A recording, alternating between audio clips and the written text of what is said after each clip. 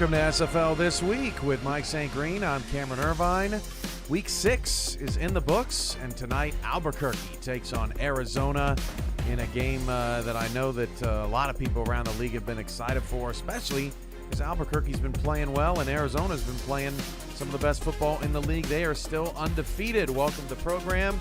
Happy to see everybody in the chat and here to recap some action. Mike, how you doing today? Doing good, Cam. Great to be here. I've made it in just under the wire. I think I'm still drying off from that quick shower that I have to take. Yeah, man. Hey, sometimes it be like that, as Mondays are tough for everybody, and but you know, we try to make your Mondays a little bit better around here in the SFL. Albuquerque, Arizona, coming up in about 51 minutes. But for now, let's get straight into it. Week 6 was a doozy. We got all your highlights for you, starting in D.C. on Friday night, where Saeed Gore got things cooking early for the D.C. Dragons, who were 1-3 and just a little bit desperate coming into this one. Johnny Reno giving momentum to D.C. early, and then it's Kevin Say into the end zone scoring, and the Dragons build a quick 14-0 lead. But it's Minnesota fighting back just before the end of the first half. 14-3, and on third down and goal from the goal line. How often do we see this work out, Mike? Not as often as many teams would like to think, but Caesar Ackerman's your key. He goes in motion off to the right side, and Ackerman's gonna run a route into the end zone, and yeah, right there, timing route is good for the score. Minnesota right back in this thing, 14-10. This is not good news, though, Mike, as momentum just given right back, and that was the key to D.C. building their lead in this one. Yeah, this was a big play at this point in the game, Cam. It kind of seemed like Minnesota had, weathered the storm, being down 14, came back to get within 4 at halftime, and then that was a big tip drill play right there that gave D.C. the opportunity to increase their lead. Sam Harrison with the toss. He gets in 21-10, but Minnesota just would not go away. Isaac Knox with the touchdown. Now 21-16. They go for 2 with 4:23 left. They give it to their fullback, Robert Henson Jr., who hadn't had much of a carry all night long. It's no good. After a DC field goal, Minnesota is striking back again. Somehow that's caught in the end zone by Quagman. 24-22. DC only up 2, so Minnesota's got another opportunity at a 2-point try, and it's a Johnny Reno sneak that gets blown up right at the line, and DC ends up winning 24-22, and on 2 failed conversions. You saw a lot of people in the chat, Mike, talking about why didn't Colin Hart or Isaac Knox get the ball on either of these 2 carries, and usually I let the internet boo birds forget that hindsight is a thing, but I got to be honest with you, Mike. Kind of wish that Colin Hart or Isaac Knox would have gotten one of those 2 opportunities. What say you? Well, definitely watching that one live, Cam, when it happened, your first reaction is like, what are you doing? And I think that was the reaction on the call of that game the other night. Like as you mentioned, you have Colin Hart, you have Isaac Knox. If you're going to run it, that's who you're going to run the ball with. Johnny Reno is not a scrambling quarterback by no means. And the thing is, if it was, inches to go, maybe you could see that. But 2-3 yards that you have to get on a quarterback sneak, that just wasn't, plausible to me. You could have run play action. You had so many other options other than that, especially with the game being on the line in that situation. So, yeah, I'm with all the pundits on this one. Anything but that particular play. I think Minnesota's going to be looking at 2-point conversions in situation mode in the weeks to come to see what formations are getting called, and if quarterback sneak is a part of them. I don't think they want any part of that moving forward. As for DC, Mike, I think they might have just saved their season. They're in a very difficult division with Canton and Baltimore. They've already lost to Canton this season, so they really needed this one. And on the backs of their defense, their offense still struggling to get their wide receivers engaged, but on the back of their defense, they got it done. Yeah, and that's the way DC they're going to have to win games. We know that they're kind of shorthanded at the wide out position, but Lauren Pakoko really did step up in the passing game. She had a huge game, over 100 yards. She didn't score, but she really allowed them to keep the chains moving, keep them ahead of the sticks, and in good positive yardage situations. But then, as you mentioned, the defense stepped up huge. A pick six, another pick that we saw there in the highlights in the third quarter that really turned the tide of the game. Now, Minnesota, D.C. on Friday night with Gerald and Mike. It was a great call. They got into more. I think this week's argument was something about bread. French toast, I think, is what they were talking about. But if that was the life of the party on Friday, then Baltimore, Vancouver on Saturday said, "Hold my beer," because we're coming for you. Vancouver and Baltimore. We picked this up in the second quarter, and Fantastic Four is right. Christian Brown with the quarterback sneak touchdown. Take note, Minnesota, as Baltimore then recovers the fumble on a punt return. That's got a sting for the Legion, giving Baltimore excellent field position down just 4. Jack Whitmore to Ivory Irvin in the back of the end zone. That's good. And just like that, Baltimore has a 10-7 lead. Vancouver in a very similar position as the D.C. Dragons, 1-3 at home against a powerful team in much need of a win, but it didn't look like it was going to happen for much of this game. That's a pick six the other way for Young Vaught. The former Jacksonville King puts Baltimore up 20-7. Christian Brown finds Zoro Lunar towards the goal line, but he actually got hurt on the play, so Brown goes out. Remember the quarterback sneak from the first half. Now the backup quarterback is in for Vancouver, and can you believe it? He's going to run in for a rushing touchdown. 20-14. Vancouver gets back in this thing. Now with 4 minutes to go, they're down 9 to Baltimore, and Lily Nakai is wide open in the end zone for the score. 23-21. It's just a 2-point game. 3 minutes to go in the fourth quarter. Baltimore trying to take care of business, and Jack Whitmore fires over the middle and is picked off by Emmanuel Blackman, and all of a sudden Vancouver has some life. And then the drive they put together here, Mike, was absolutely sensational, getting everybody involved, starting with Pseudo Nakai, who's totally silent for much of this game. Yeah, Cam, he's short and he's fat, but he can make plays. But go back to that last series on that interception for Baltimore. You're talking about less than 3 minutes in the ball game, and they're passing the ball in that situation. That's another questionable call in my book. So there's Pseudo Nakai getting the 11-yard pickup, and then it's Christian Brown finding Brett Killian over the middle to the 21-yard line. So Vancouver is now in scoring position. They went for it on 4th and inches to keep the clock moving, and then at the end of the ball game, that is a chance to win victory. 24-23. Apologize about the game volume there, folks. I saw that our setting was wrong there, but we got it fixed there towards the end. But either way, Vancouver gets the victory. Shockingly so, down by 9 with 4 minutes to go. You don't often see that, Mike, but they get to 2-3, and very similar to DC, they kind of saved their season right there. Yeah, especially being down, 2 scores to Baltimore, a team like Baltimore. That's not an easy feat at all.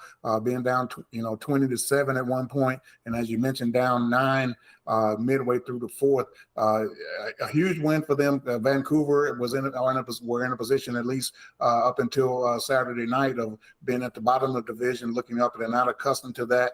So there was a huge win for them, huge win for DC as well. As you mentioned, these two perennial playoff teams kept their hopes alive with big victories and big, DC played from ahead most of the time, but yeah, a comeback victory for Vancouver against Baltimore was very huge. Before we get to the Baltimore side of things, let's check in with Ashley Jackson for the first time this week. She actually sat down with Pseudo Nakai after their victory over the Vultures, and you'll hear why it was a little bit more special to him than maybe everybody else. Welcome back to PGI, where I am joined with a great friend of mine that I haven't seen in a long time, Mr. Charles Doherty, a.k.a. Pseudo Nakai, checking in from the Vancouver Legion that just had a fantastic win over the Baltimore Vultures. How are you feeling? I'm feeling pretty good, AJ. Feeling pretty good. That was a battle, man. Hats off to Baltimore. Great franchise organization, but I'm not unhappy that we won. But you We have needed it.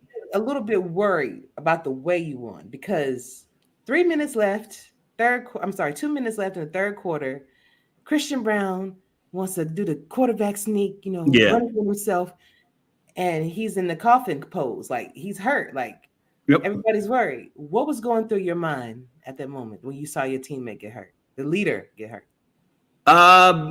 Well, I didn't expect, honestly, I didn't expect another sneak because we were bringing in the second teamer. I thought maybe we could run it because we were in a perfect spot to, run it to one of our beefy backs. But man, Hasselback came in and did that rollout, and I was like, okay, all right. And then he started running. I'm like, oh dear. But he was able to plow through. We talked about this before we went live, man. My heart was exhausted at the end of that game, ups and downs. I bet. And then to see Hasselback actually make the play to get the you guys back, get that momentum back in your favor. And we then had three scores are from our quarterback running. Wow. Right? Wait, no, one. No, sorry, two. Three touchdowns all day, and then one from Brown, one from Hasselback. I keep wanting to call him Hasselback, and then one from my wife. So everybody getting involved. It was a good night. It was, and it was an exciting ball to watch. It was. The defense on both sides. I mean, as a coach, when you hold a team like Baltimore to under 100 yards rushing, and the quarterback Wigmore under 200 yards passing, I mean, you got to be pretty happy. And I am about the way our defense played, but both defenses were out there knocking heads all night. And took a while, I think, our offense kind of hung in there, but our defense, I think, was pretty steady and kept it where we had a shot all the way up to the end. So, I really liked the way our defense played and our offense rose to the occasion. So when they needed to.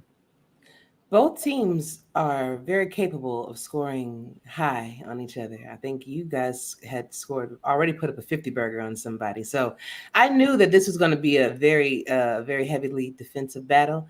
Yeah. It did not fail to spark excitement. I mean, I think that, it had the potential to definitely be game of the week. And you guys pulled through. So congratulations. Thank you.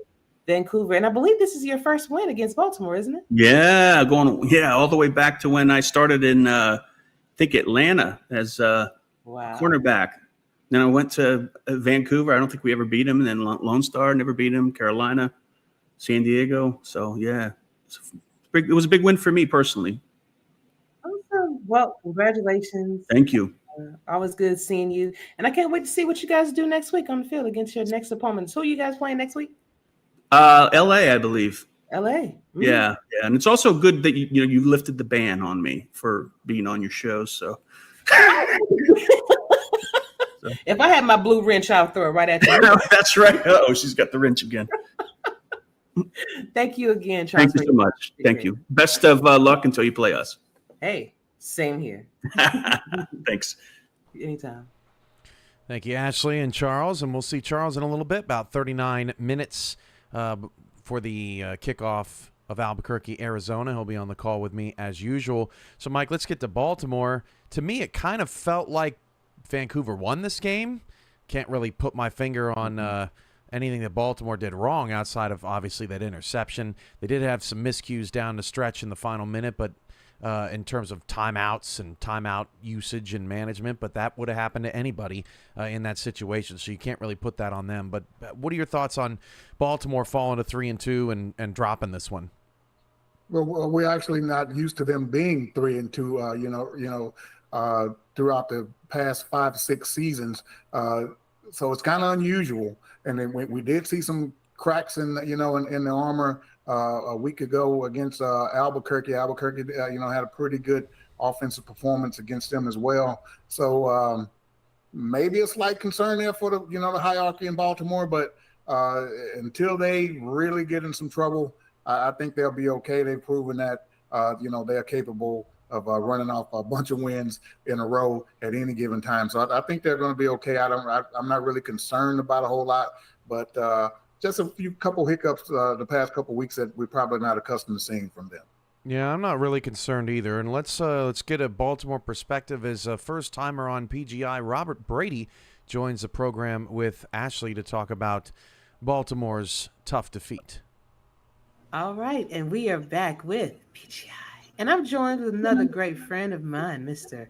Robert Brady Jr. Coming off a loss from Baltimore, man. First off, I want to say that was a great game. You guys made all the efforts in the world and had it in the bag, bro. And,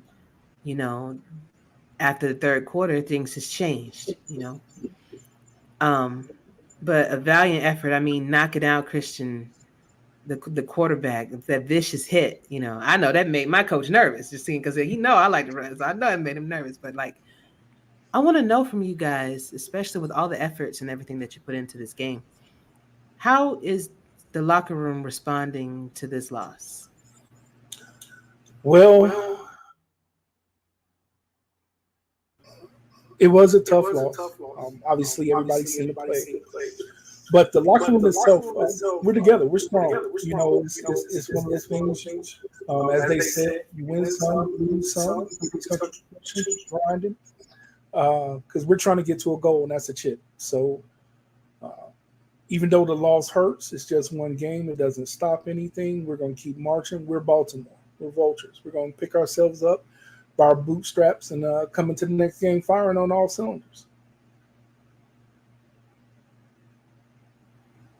Now, as I stated before, that was quite a vicious hit that was placed on Christian Brown. Did y'all work out extra hard? Was the defense like working out extra hard for those kind of moments, man? Because I didn't know he was gonna get up. I think our defense is. I think that's just a part of our identity. We like to be physical. We like to get out there. We like to hit people. In situations where you decide you want to run your quarterback, we're going to give him some licks. I thought we put a real good lick on him. Respect for him coming back in the game. He's a tough guy, tough dude. But I thought we hit him pretty hard. I didn't expect him to come back, but some shenanigans. But we keep on. Like I said, we're just going to continue to rally around each other. We're going to continue to lift one other up, and then we're just going to press forward for the next game. Hindsight is 20/20. So with you watching the game, what do you think that Baltimore will have to do to be victorious for your next game? One thing.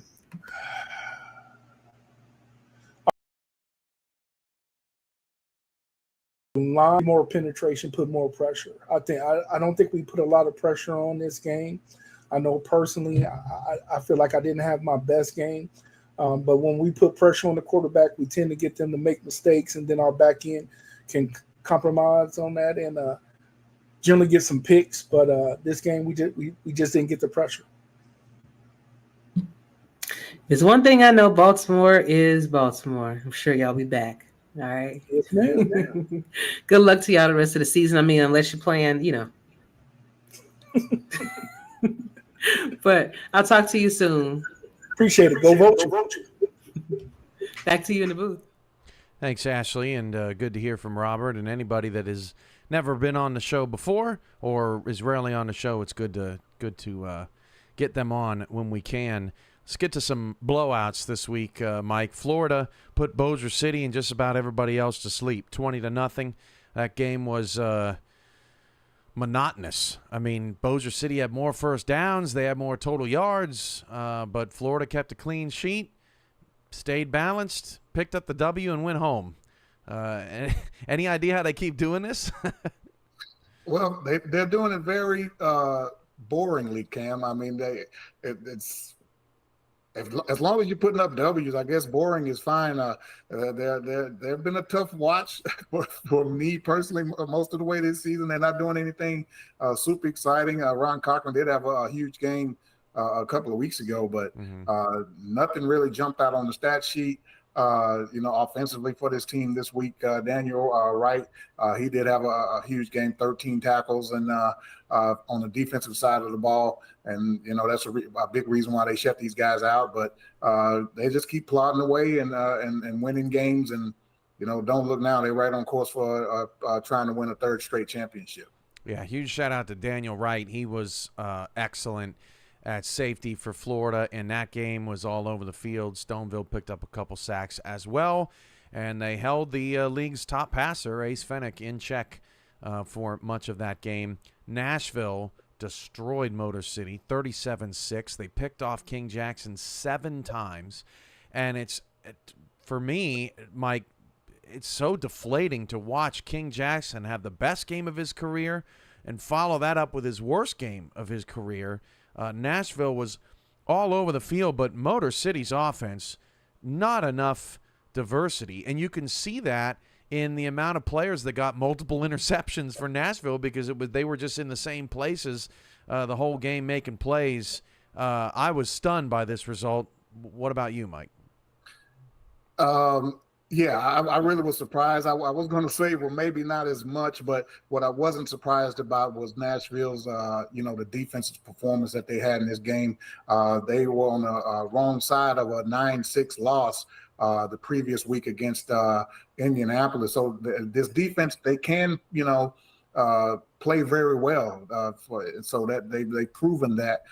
But the surprising thing was, as you mentioned, Motor City coming off their best offensive performance of the season, and it was just kind of surprising to see them revert back to not being able to put points on the board. But as I said, the Nashville defense is tough. I'm really impressed with this team. I still am, even after a couple of losses. They lost to some established SFL teams, so it doesn't surprise me that they've bounced back the way that they have and put up the performance that they did. But man, 7 interceptions, that's kind of ridiculous in this day and age at SFL. So Motor City, they really have some things that they need to clean up with that offense.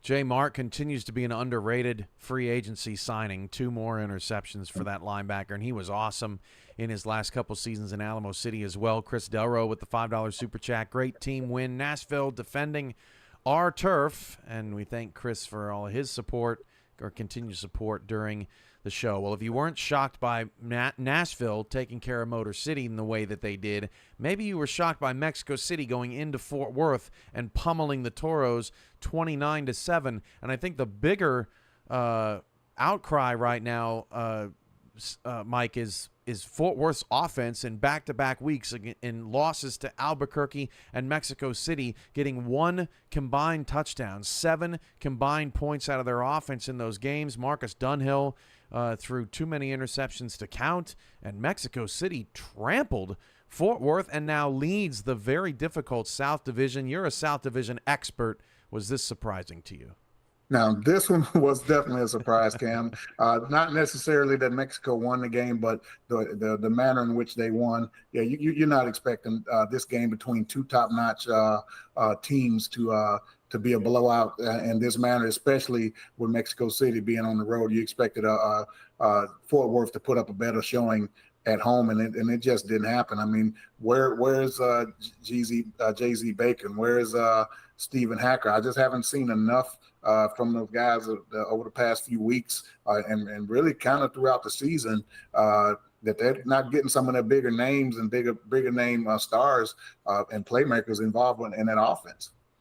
And, Mexico City came in, it was 108 at kickoff, and they came out with their all whites, and they knew what they were doing. They looked cool and comfortable, improving to 4-1. And then finally, Mike, the Chicago Warriors were a shocker on Saturday night. They went to Lexington, and they took it to them bad all night long. They just kept at it. Type Attack had a brilliant game through the air and on the ground as well. They got a little bit going in their rushing attack, and their defense finally played like a cohesive unit.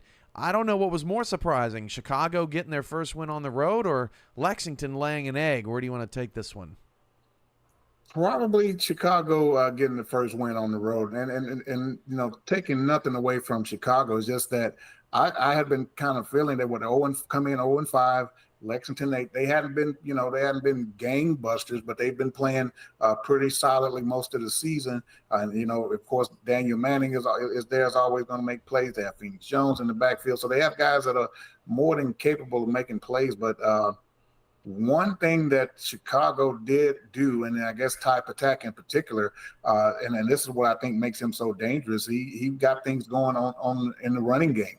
He put up 50+ yards rushing, became a kind of a dual threat quarterback, and that really helped take some pressure off of what has been up to this point a very non-existent running game, and they got things going, and it helped them pull out this victory.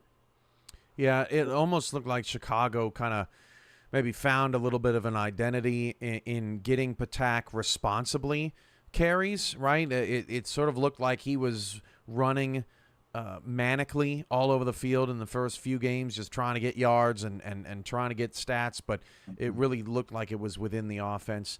I don't know what to say about Lexington. That was just a burn the tape type of game. I'm sure they'll be fine. They haven't had a bye yet. They're 3-3. They're already halfway through their season. So they've got 3 bye weeks still left. So they've got plenty of time to figure some things out as they go along. But, the happiest man in the SFL, well, typically that's Doug Day. And I'm sure he was pretty happy after Chicago's first win. Ashley Jackson caught up with him after the game. All right, and we are back with PGI. And I was joined with, oh my gosh, another great friend that is head over heels happy as it can be, Mr. Doug Day, co-owner of the Chicago Warriors, and just coming off a fantastic, phenomenal win, 31-10. How are you doing, sir? Oh my gosh, Ashley, we are so elated in Chicago. We finally turned that crooked number into a straight number. I know that's right. Oh my goodness. So what do you think that the difference was? What did Ty do this time? Because I'll be honest with you, I have a soft spot for Ty. I know he has been working his tail off trying to get, this team together. So what do you think actually clicked this time around? I think it was he was messing around with different defensive plays. Okay. He worked a little bit of the offense into more of, like Eddie says, our strengths, because it's no big secret. We have definitely had a rough time in the run game. We had an untimely step down by our running back, needed to take care of some personal stuff. So, but yeah. And I think the big thing too also was, with the minor leagues being called up the way they were and when they were, and the relocation and everything like that, we weren't able to go after people because we couldn't tell them where we were going. All that stuff. So everything happened late in the season. So by the time we were able to announce everything, all the running backs were taken, all of them were off the board, most of them retired or whatever happened. So it's just been really kind of a goofy season. We feel that we should have competed a little bit more with some teams that we should have beat. Mm-hmm. So, but it was just been a weird season. I know I'm jumping forward many weeks ahead, but I know one game that you're particularly looking forward to is against Minnesota. Oh yeah. So what is it like having your spouse as a member of an opposing team, especially when you guys playing each other to end the season off? Oh, we already talking smack. We are yeah. Like I said before we started recording, I said T is scared, and then she came up shaking her head. Nope, not scared at all. She's fearless. She's a wide receiver. She goes over the middle and takes hits. I mean, come on. She's not scared of nothing. That's it. So I hope you know what you're doing. Oh, I got something for her. Okay. I'll be back there. I'll be in the backfield waiting for her. I'll be like, come on. I want some of this. Come on. You're not gonna be a gentleman and just let her go ahead and just go ahead, honey. I think it'll be like she'll get there and I'll hug her and I'll lay her down like a little baby.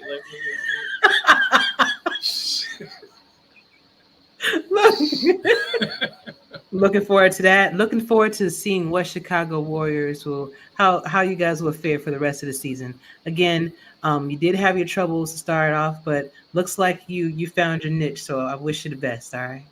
Oh yeah. It'll Thank- be good. Thanks, Doug. I appreciate you. No problem. Take care, Ashley. You too. Go Back to you. Warriors. Go Warriors, indeed. Back to you. Essentially a horse collar from there. Thank you, Offset eye. Ashley. Let's get to Bruin the looks, highlights throws, of end zone, Charleston got him. That's a and touchdown. Houston. And that's Israel. And Seconds Houston left got in this first into quarter. it Handoff quick. to Carrion. That was a He is going to touchdown dive to into the Israel end Adams, zone. and then That's a Shepard touchdown Bakarian's in for Houston. So 14. regardless, at least 14-0. Houston's on top, and yeah, sure, they were collecting trophies. There you see Shepard Bakarian's numbers, 9 for 46. He was the second best running back in this game for Houston, but Jack Brown is now top 5 in the league in interceptions. He's got three in the last 2 weeks, and that's a pick 6 for the score. 14-7. Houston's lead is cut in half, and that was really the first signs of life from Charleston in this game. The next possession, O.J. Bruin picked off by John Stamengo. We're tied at 14. At this point, Charleston doesn't even have a first down, and we're all tied up. Josh Slapp got hurt during this time, and Charleston took advantage of it, but Slapp came back, and Josh Slapp gets Houston into the end zone, 21-14. The Headhunters on top of the Predators in a surprising shootout in the first half. Charleston number 1 in the league in scoring defense coming in. Then this man gets to work, makes a man miss, and goes down the sideline for the score, 28-14. Just before the end of the half, Houston had 314 yards of offense in the first half, but John Lakeman and the Charleston Predators weren't done. Xavier Solomon in the back of the end zone made it 28-21. Then Iman Kopech, who's getting some time for Charleston, throws it right to Jason Peace when they were down 10. That was a huge difference maker in the game. Yeah, Cam, that was a huge play right there, and I know teams want to get their backup some snaps and get them some plays. I mean, they're in the league just like everyone else, but I'd rather see my number 1 guy in a situation like that. Well, speaking of that, their number 1 guy just threw a pick. Kai Cash makes the play, and it's 38-21 at that point, and then Houston tacked on a little bit more, 41-21. They end up beating the Charleston Predators. All right, Mike, I'm going to give you your due.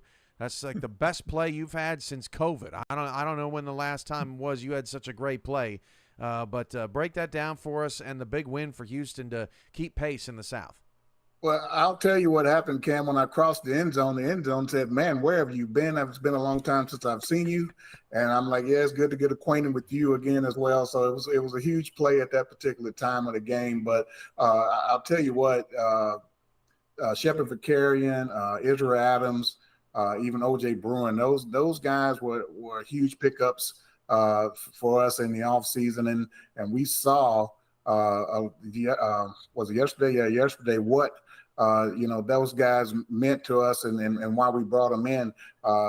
We had 5 different guys that scored a touchdown yesterday. Myself, Israel, Sim, Bakarian, and Slapp. And you can't get much more, balanced than that, and much more, offensive threats than that. And it's all, came together yesterday.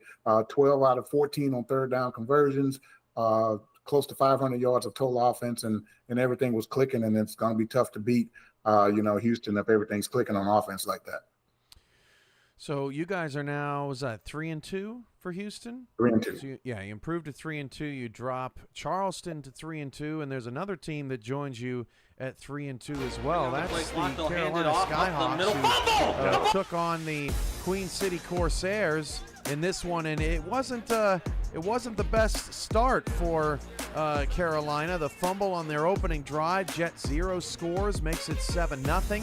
And Queen City's on top, but Matt South didn't make a lot of great plays in this one, or really much of the whole season, but he does find Vince DeSantis in the clutch, just like he did in their last win late in the fourth quarter against Houston. They find him here in the first quarter to keep that drive alive. 4 minutes to go in the first, still down 7. The handoff goes to Harish Prasad, and Prasad bullies his way into the end zone, and it's 7-7.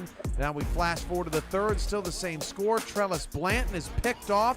He would break his hand on this play. Mojo McClain gets all the way down to the goal line. Blanton saved the touchdown, but broke his hand. He was done for the game, and then on the very next play, it was all for naught for Trellis's hustle as they get it to Riley Quintero, who's now a top 5 running back in this league, Mike, over 80 yards a game through the first 5 games. Matt South again in the clutch finds Vince DeSantis down to the goal line. That really should have been a touchdown for Vince, but Carolina would find a way. 2nd and goal, up 14-10. And the Skyhawks once again would not be denied inside the 5-yard line. It's Quintero again, their 3rd rushing touchdown of the night. They go up 21-10 late in the 3rd. This was just adding insult to injury. Queen City a 33-yard field goal trying to cut it to a 1-score game, and it's no good. And that is just the type of night and the type of season that the Queen City Corsairs are having. They are the only winless team left in the SFL, but now Carolina is 3-2, and you guys know them well, and Queen City knows them well, but it's kind of surprising that Carolina's at 3-2 right now. But hey, wins are wins. What do you see this team as their identity right now? Well, I'll tell you what really surprised me, because coming into the Houston game, their running game was kind of non-existent. They weren't running the ball well, but as you mentioned, Quintero, he has 81 yards a game, but it didn't seem like it was consistent enough coming into the last couple of weeks. But they've kind of found their own niche, and it's also surprising to me to see a guy like Quintero, who's made plays throughout the seasons as a receiver in this league, and Harish Prasad obviously as a receiver. To see them both in the backfield is it's kind of a little bit strange, but it's working for them. These guys are quick, they're fast, and they're getting to the edges and making a difference. And obviously being a top 5 per game rusher in this league, Quintero is really making a name for himself in the backfield. I think their defense is criminally underrated. They've given up 24 points in the last 2 games. That's almost, that's 12 points per game. That'll put you top 5 in the league in scoring defense if you can do that consistently. And look, this offense is just full of Band-Aids. I mean, they got 2 converted wide receivers at running backs over the last couple of years. They've only got 3 star receivers and a star tight end. But Carolina's starting to figure some things out slowly but surely. If they could get that passing game going, we could be talking about a legit, playoff team and somebody that could make some serious noise during the season. So it'll be interesting to watch Carolina as they continue. But the log jam is starting to form, Mike, at the 3-2, 3-3, 2-3 block that we see every season, and Carolina is a part of that mix. Let's jump to our last highlight here. We got 15 minutes to kick off, and we still have a little bit to get to. Let's get to Atlanta, at the bottom of the screen right here, Cameron. Where Pittsburgh and Atlanta were taking on each other, and I just got to ask you right away, yay or nay on the bright green uniforms for Atlanta? Cam, I wore shades the entire game because I really couldn't stomach the green. Well, it to each his own. BDG Hollywood with the first score, and then Boo Chisholm with the second score. 24-13, Atlanta's on top, but Connor Weston took over in the 4th quarter. He's your league leader at 116 yards per game. He makes that terrific catch, and then Price off a play fake finds him down the field to the 1-yard line for a 1st and goal. Atlanta trying to get to 3-3. They're one of 3 teams who have not had a bye so far this season. Pittsburgh's bench is loving it, and Eric Price is going to find Keith Wheeler in the back of the end zone. 24-19, the 2-point conversion was no good. But as far as Atlanta goes, too much Bryant Dynasty and too much BDG Hollywood. This offense is clicking. Hollywood gets this carry. Pittsburgh can't get off the field.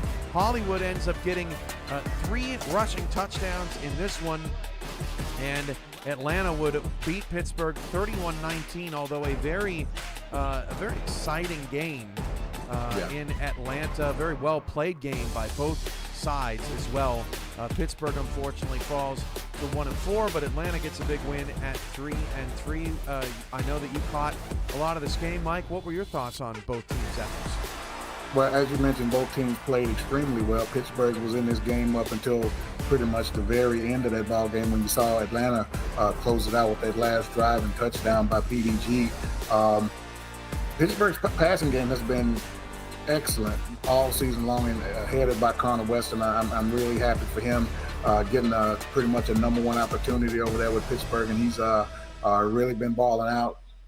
He's definitely at all-star status right now, and he could be in the conversation for Offensive Player of the Year the way he's been playing and keeping that team afloat, even though they only have one victory. But he's been a huge part of what they've been doing over there. But one Achilles heel that really stepped back up with them was that they were struggling against the run early in the season, and but it's BDG Hollywood. What's to be expected? There's nothing to be ashamed of, giving up 130 plus yards and 3 touchdowns to him. But that kind of staved that off for the past couple of weeks and kind of gotten that under control. But unfortunately, they ran up against one of the best running backs this league has ever seen, and they really had a hard time containing them. Atlanta, just like last season, Mike, they beat the teams they're supposed to beat, but they just can't seem to step up against bigger competition. We saw last week on Monday, they played Mexico City, and BDG evaporated from the game plan. He didn't do anything, and Atlanta sort of lost the plot in that one in a blowout loss. But then just 5-6 days later, BDG Hollywood's got 3 touchdowns, and he's dominating football games again. Bryant Dynasty hasn't thrown a pick in 2 weeks. So, Atlanta can get it done. They are definitely a high-quality team, but can they step up and get that big upset win down the stretch? We will find out. All right, week 6, Mike St. Green, your spectaculars, please. You just kind of mentioned him, Cam, and he's kind of getting a carryover spectacular. Bryant Dynasty. He's really been excellent the past couple of weeks. He probably would have gotten a spectacular last week, but they just couldn't come up with the victory. But he was very efficient in this game against Pittsburgh. 13 out of 24, 199 yards and a touchdown. He was also aided by Fox Highwind, who had a big game, over 100 yards, I think, on 5 catches. So Bryant Dynasty definitely gets my spectacular player of the week. And I usually say who wore it best, but they wore it worst. Come on. Worst? Cam, we're going to see the team that has the prototype for slime green, and Atlanta, they shouldn't eventually. I can't wait to hear what you to get your take on the new ultraviolet uniforms for Arizona, the glow uniforms. The Scorpions going to black light. We got that versus the slime green tonight. It could be a tough one, but fortunately Albuquerque's in a lot of white and black on the road, so I think we'll be okay. Yeah. Well, and I know we'll get to this game in a minute, but man, my roots run deep with both of these teams. Played in the minor with Albuquerque, played a non-contract season with Arizona. So, man, it's going to be an interesting matchup that we're going to have tonight. Ashley Jackson's in this game. She caught up with both Eddie Gage and Joshua Williams, the 2 men running point of Albuquerque and Arizona. Before we get to Haynes Vision, let's hear what they have to say ahead of tonight's big matchup. All right, we are back with PGI, and I am joined with my pre-game interview with Coach Eddie Gage as we embark on this game coming right up. It's going to be a tough match.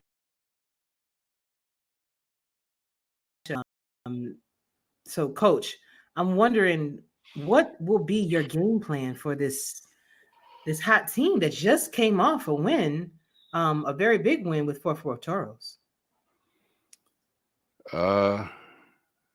Game plan is the same. The basics of the game plan is the same every week.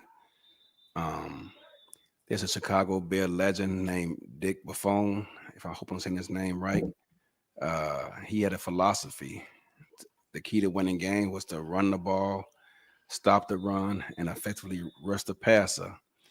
And I like to add a 4th one on there, win a turnover battle. If we do those 4 things, we win. Period. Okay.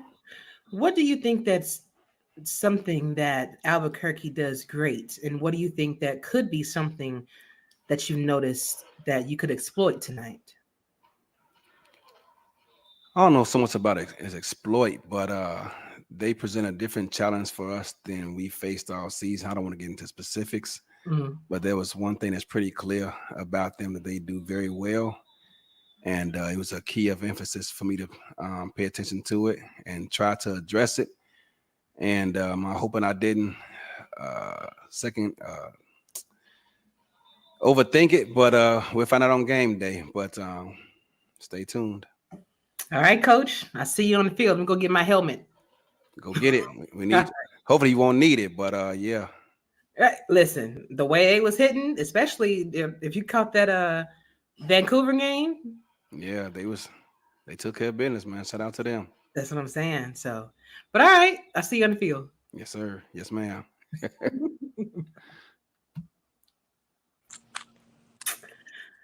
All right, and we are back with PGI, joined with another fantastic friend of mine. Actually, the man that was directly responsible for bringing me into the SFL.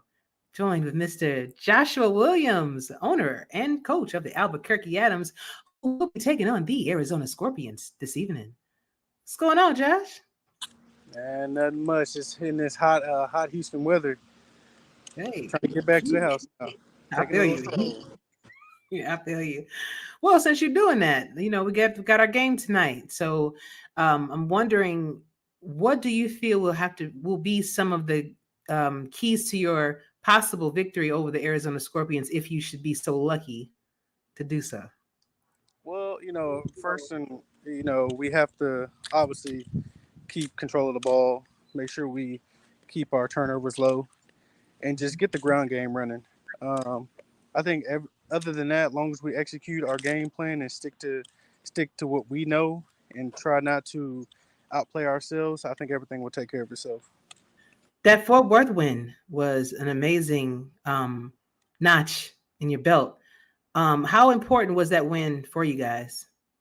It was pretty important. Every game is important, but we want to see where we stood against another top team, and it just showed that we can compete with the top teams, top 4 teams, top 5, top 10, whatever team it is, that we can compete with those teams.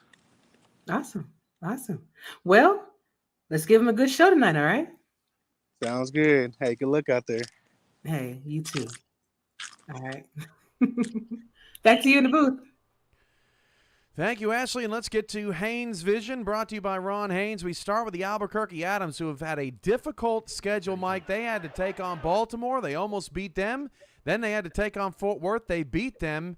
And Cyrus Jive has been a big reason why. This guy has been efficient. He's third in the league in passing, 246 yards per game, and he likes to hit Jack Wall as well.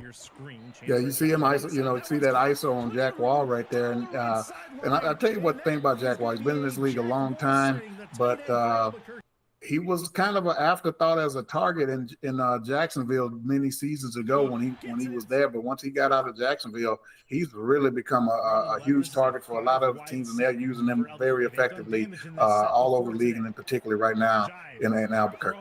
But this guy has been a game changer, Mike. Greg Corky, the former Houston headhunter, is having a breakout season, 305 yards, and most of that just in the last 2 weeks. And you're talking here, another guy that I spent some time in the locker room with, and I mentioned it a couple of weeks ago when Corky had his big breakout game. I'm really happy for him. He wanted to get out and make a name for himself as a number one, and he's proven that he's extremely capable this season. Albuquerque's backfield is pretty diverse. Jason Williams leads the way with 273 yards this season, but they also have Justin Williams, an underrated fullback, and Craig Reynolds in the backfield as well. This defense is hitting, and they're hitting hard. Bryant James, a former #1 pick of Indianapolis, is putting work in to force a fourth down there against Fort Worth. But, man, 31 tackles, 6 of them for loss at safety. Pretty powerful there at strong safety for Albuquerque. And then a former Atlanta Swarm member, Jack Napier, the Joker, making some big plays for this defense as well. What I'm starting to see with this roster, Cam, it may be a little, short in overall talent, but they have some names and some playmakers on both sides of the ball, and that's why they have been as competitive as they has been in most of the games they've played so far this season. Another big guy right there, Keenan Samuels. Yeah, Samuels has stepped up for Albuquerque. Big pickup in free agency, and they're happy to have him. He also has 6 tackles for loss. That is a look at the Albuquerque Adams from Haynes Vision. And look, Albuquerque has a chance to make a big statement tonight. If they get to 3-2, beating Arizona and Fort Worth, 2 teams towards the top of the ticket, having a solid showing against Baltimore, people are going to start talk about this team as a big-time team. But standing in their way is the Arizona Scorpions. All right, we are back with and that raucous home crowd. Let's see what they've had cooking this season. They are unbeaten, and for good reason. It's going to be a tough place to play. Albuquerque's been a different team on the road, and Ashley Jackson with 5 touchdowns, 61% completions. Doesn't look all that flashy, but Ashley Jackson's holding her own. Donnie Hands is helping her out. Yeah, Donnie Hands back in the league after hiatus. It's back, maybe the second season back, I want to say. After a small hiatus, and he's becoming a huge weapon as he was before he left. 3 touchdowns in 4 games for Arizona. He's almost a sure thing to get in the end zone. We'll see if Albuquerque can lock him down. Brad Jones is a top 5 rusher in this league in yards per game, despite being hurt a couple of times this season already. But Jones is a lethal weapon got from Alamo City in free agency. Yeah, a huge pickup. And Arizona, they went all in on free agency. Brad Jones, Rain Rie, and to name a few others. And then you add Brad Jones on top of this guy, DJ Moses, who knows how to find the end zone, Cam. Oh, reliable DJ Moses, man. That guy's been around since the Oklahoma City days, very loyal to that team and very important to their locker room culture. He's got a couple touchdowns, and he's stepped up big in that win over Mexico City when Brad Jones went down for that injury, squeaked out that win 13-9 to keep the undefeated season alive. But this defense is just as good. Nathaniel Diggs on the outside here. You'll see looking for Jet Zero, still finds him before he crosses the line of scrimmage. 11 tackles for loss on 21 tackles for a linebacker is a ridiculous stat. Yeah, this team has been playing lights out defense, Cam. Nathaniel Diggs been great. And then, as you see right there, Hunter Norwood, the Hall of Famer, with a big sack. Norwood's got 2.5 sacks, but it's his partner, David Tilley, who is leading the league at 5.5. Tilley, I think, is maybe helping Norwood, or maybe it's the other way around, get loose. But David Tilley's been phenomenal at defensive tackle. Here's one of his sacks. Yeah, another D tackle that's been great in this league for a long time since he first came in the league, Cam, and he's continuing it over there in the desert. That's a look at the Arizona Scorpions, brought to you by Ron Haynes and Haynes Vision, and we love having Ron here with us every week. All right, we're wrapping up. We're getting ready for kickoff, Albuquerque, Arizona. Mike St. Green is 2-2 on his picks, which means that if you threw a dart at a dartboard, you'd probably be just as right as Mike St. Green has been so far this season. But I digress. Albuquerque, Arizona. Are you going huge upset? The Adams show up to the party in the SFL, spoil Arizona's undefeated season, and conquer their road woes? Or you got Arizona taking care of business and putting Albuquerque back in their place? Well, as I mentioned, I have roots in both organizations. I have love for Arizona. But guess what, Cam? My heart is in Albuquerque. Whoa. I think Albuquerque and his wide open offense are going to give that defense all kind of trouble tonight. And I think they're going to come up with a big upset on a huge, spectacular Monday night. All right, now I got to get the score from you then. If you're gonna give me the upset, just as a bonus, I'll give you 2 wins if you get the score right. What you got? 23-17 Albuquerque. 23-17 Albuquerque. That is a bold move from Mike. Chris Curtis and Tyler Falk have the week off. Charles Doherty and I will be here for kickoff, along with our stats crew that I'm sure will include Ron Haynes, and we'll get to them momentarily. But it's Albuquerque, Arizona coming up next here on SFL YouTube. Head over to that game as we get things started from the desert. It should be a great one. Thanks for being here on SFL this week, and we'll see you next week.